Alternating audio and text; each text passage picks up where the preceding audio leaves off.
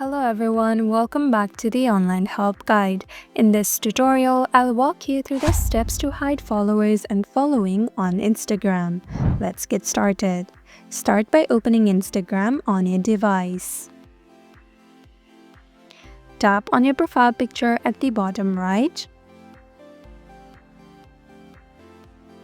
Tap on the hamburger icon at the top right. Tap on Account Privacy under Who Can See Your Content. Toggle on the option for Private Account. Tap on Switch to Private at the bottom. By doing so, the people who don't follow you cannot see your contents or any other updates. Now go back.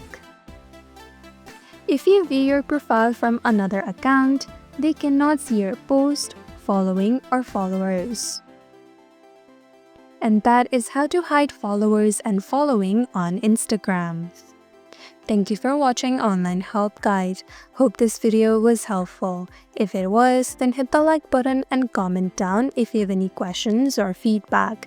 Also, if you're new to our channel, subscribe and hit the bell icon so that you don't miss our upcoming videos.